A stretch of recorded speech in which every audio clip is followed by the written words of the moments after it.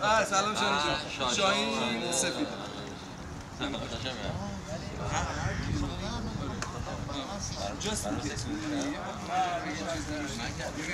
Can you say something about this thing? Today is my birthday, it's August 26, 2012.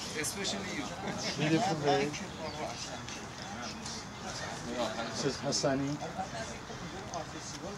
حسنی فیلمتون میخواد بگیره بذاره تو با این سر و وضع ورزشکاری چی بهتر از این؟ بازوتون نشون پیرنه داری؟ نزدیک هم وایستینی هست. من نشستم به فیلم برداری میکنی؟ بله. خبرنگاره. خب شماها اینجا چیکار میکنی؟ ما از درد بیکاری یک شنبه صبح بلند میشیم میریم اینجا از زن و زندگی فرار بکنیم میریم تمام استرس هایی که زنها بهمون میدن بچینیم.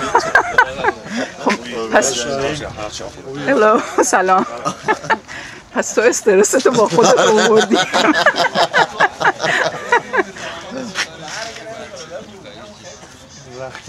خب من حالا این خانوما این فیلم رو میبینن ها؟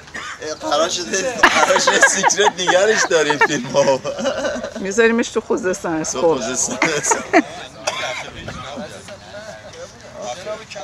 کسی هست که نخواد من ازش عکس یا ویدیو بگم؟ حسن جون امروز دوتا گلرامون نیستن. ببین این داده بودیم شما مگه بیا مطمئنی جناب ببین حسن جون آقای کمال که با ماست، آقا مقامی هم با شما والنتیر کردن برای گل. مطمئن اوکی. ببین هر موقع خواستی عوض کنی ببین من میتونم گره باشم حداقل نیمه جدی